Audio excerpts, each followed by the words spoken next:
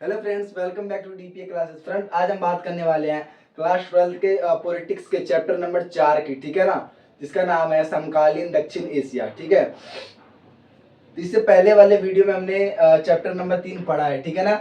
हमने chapter number 1, 2, 3 पढ़ लिया है। चैप्टर नंबर हम 4 करने जा रहे हैं समकालीन दक्षिण एशिया के बारे में, ठीक है ना। तो इससे पहले वाले अगर आपने वीडियो नहीं देखा है तो देख सकते हो, ठीक है। और ये क्लास 12 वाले बच्चों के लिए इंपॉर्टेंट रहने वाला है। जो बच्चों ने भी सीयूटी का एग्जाम नहीं दिया उसके लिए भी जरूरी है, ठीक है। तो आज हम बात करेंगे समकालीन दक्षिण एशिया के बारे में, ठीक है, कि दक्षिण एशिया क्या है और दक्षिण एशिया में आने वाले कौन कौन से ऐसे देश हैं जो भारत की राजनीति को प्रभावित करते हैं, ठीक है ना। उन सभी के बारे में आज हम जानेंगे, ठीक है ना। तो हमारा पार्ट क्या है? 4 है, ठीक है। पार्ट 4 है समकालीन समकालीन दक्षिण एशिया, ठीक है। दक्षिण दक्षिण कैसे लिखेंगे? अरे, दक्षिण एशिया, ठीक है। समकालीन दक्षिण एशिया की हम बात करेंगे आज, ठीक है ना। देखो, पहले हम यही बात करते हैं कि दक्षिण एशिया के बारे में, कि दक्षिण एशिया के बारे में, कि दक्षिण एशिया में कौन कौन से देश आते हैं, ठीक है ना। देखो, दक्षिण एशिया जो है ना, ये बहुत ही ज्यादा क्या है, सुरक्षा के लिहाज से, ठीक है ना। जैसे कि एशिया वाला ये पार्ट है, ये कॉन्टिनेंट है ना एशिया वाला ऊपर में, तो इसके दक्षिण वाला जो इलाका है ये, ठीक है, ये वाला जो इलाका है नीचे वाला, ठीक है। तो इस दक्षिण एशिया में सबसे जो केंद्रीय स्थिति है ना, सेंटर पॉइंट में कौन है? इंडिया है, ठीक है ना। कौन है? इंडिया जो है वो सबसे सेंटर पॉइंट में है। और इसके चारों तरफ क्या है? बांग्लादेश है, इधर अफगानिस्तान है, पाकिस्तान है, भूटान है, चाइना है, ठीक है, इधर म्यांमार है, इधर नेपाल है, ठीक है। तो ये इंडिया की स्थिति जो हो जाती है दक्षिण एशिया में क्या है? पूरा सेंटर में है, केंद्र में, ठीक है ना। तो इसीलिए भारत कोई भी काम करता है, कोई भी, ठीक है, अपना कोई परीक्षण भी करता है तो दक्षिण एशिया के जो देश है इसको एक संदेह की नजर से देखते हैं कि भारत किसी के खिलाफ कोई साजिश तो नहीं कर रहा है, ठीक है ना। तो इसीलिए दक्षिण एशिया का जो पूरा इलाका है उस सुरक्षा की दृष्टि से बहुत ज्यादा के आशंकित हो जाता है, बहुत ही संघर्ष वाला इलाका माना जाता है, ठीक है ना। तो हम इसी की बात करते हैं कि दक्षिण एशिया में ऐसा कौन कौन सा देश आता है, ठीक है। देखिए, दक्षिण एशिया में आने वाले देश, इसको याद करने का तरीका बहुत आसान है। क्लॉकवाइज भी याद कर सकते हैं या फिर ऐसे भी याद कर सकते हैं, ठीक है। क्लॉकवाइज अगर हम याद करें तो नेपाल, फिर भूटान, ठीक है, बांग्लादेश हो जाएगा, फिर नीचे में अपना म्यांमार हो जाएगा, श्रीलंका हो जाएगा, ऊपर में पाकिस्तान और भारत हो जाएगा, ठीक है।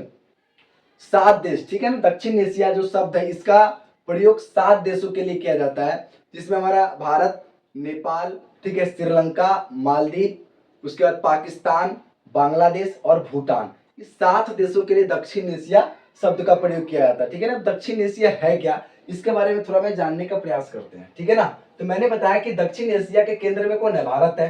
भारत के लिए, और भारत पर क्या सब देश नजर रखते हैं, आसपास के जो देश है, दक्षिण एशिया में भारत की स्थिति केंद्रीय है और आसपास के देश जो है वो भारत की तुलना में छोटे छोटे हैं, ठीक है ना।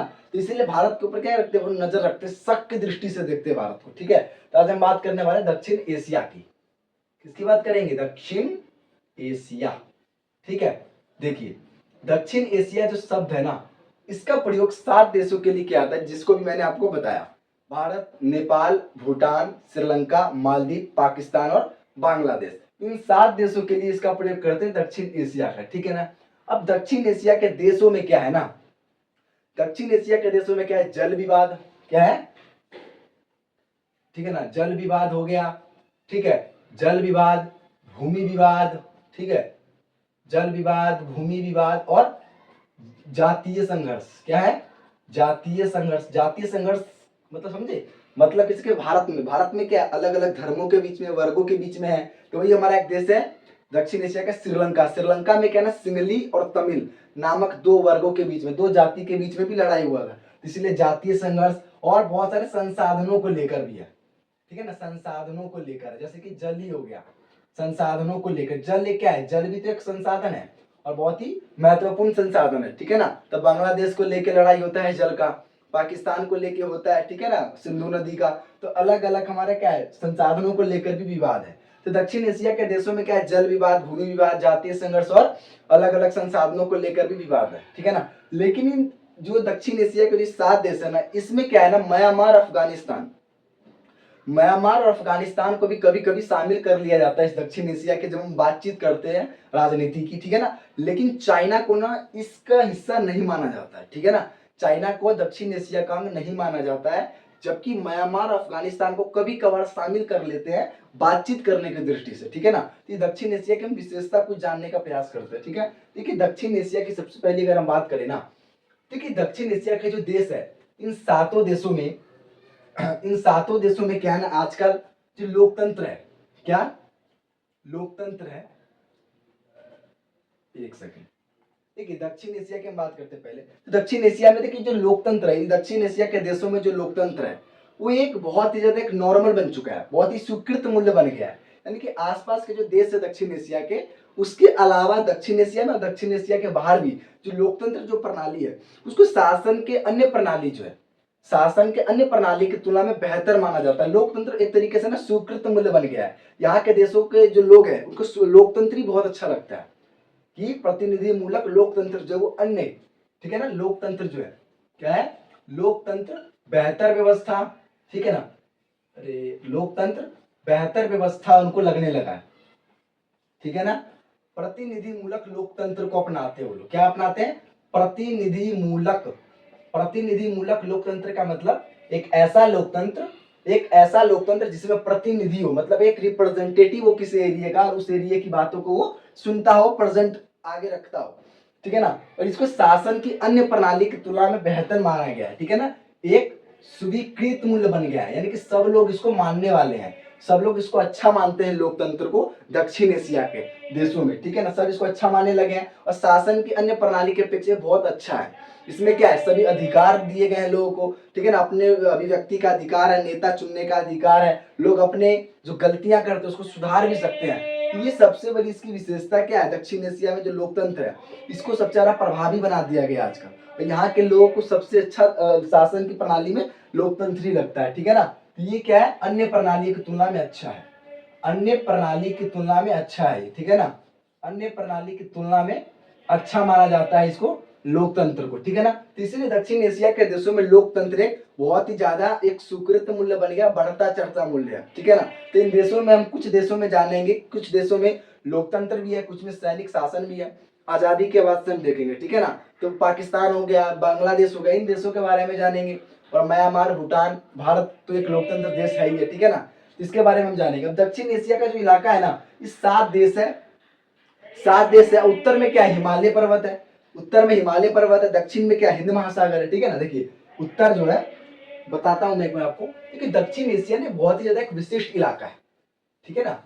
दक्षिण एशिया जो है, देखिए जैसे कि दक्षिण एशिया है, ठीक है ना, दक्षिण एशिया, ठीक है, दक्षिण एशिया के उत्तर में क्या है, दक्षिण एशिया के उत्तर में क्या है, हिमालय पर्वत है, दक्षिण एशिया के उत्तर में क्या है, हिमालय पर्वत है, सॉरी दक्षिण एशिया के उत्तर में, क्या है, हिमालय पर्वत है, और दक्षिण में क्या है, हिंद महासागर है, क्या है, हिंद महासागर है, ठीक है, क्या है, हिंद महासागर है। पश्चिम में क्या है, अरब सागर है, अरब सागर क्या है, पश्चिम में है, वेस्ट में है, ठीक है। नॉर्थ में क्या है, हिमालय पर्वत है, ठीक है। साउथ में क्या है, हिंद महासागर है, और ये हमारा ईस्ट में, पूरब में क्या है, बंगाल की खाड़ी है, क्या ये, बंगाल की खाड़ी है।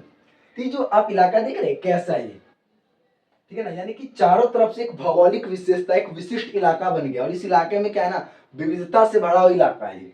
दक्षिण एशिया क्या है, विविधता से भरा हुआ एक इलाका है, ठीक है ना। यहाँ पर क्या अलग अलग जो संस्कृति है, जाति है, वर्ग है, इन सब अलग अलग धर्म नस्ल के लोग क्या यहाँ पे निवास करते हैं, और ये एक विशिष्ट इलाका बनता है। ऊपर में हिमालय, ठीक है, दक्षिण में अरब सागर, पश्चिम में अरब सागर, ठीक है ना, पूरा में बंगाल की खाड़ी से एक विशिष्ट इलाका, एक भौगोलिक विविधता वाला देश बन जाता है। यहाँ पे अलग अलग धर्म वर्ग नस्ल के लोग यहाँ पर रहते हैं, ठीक है ना। इसीलिए भारत को एक उप महाद्वीप की संज्ञा दी जाती है, इतना विशाल रूप में फैला हुआ है, ठीक है ना। और यहाँ की इस क्षेत्र की जो लोकतंत्र जो प्रणाली है उसको सबसे अच्छा स्वीकृत मूल्य माना गया सभी देशों और सभी देश के लोगों के बीच में, ठीक है ना।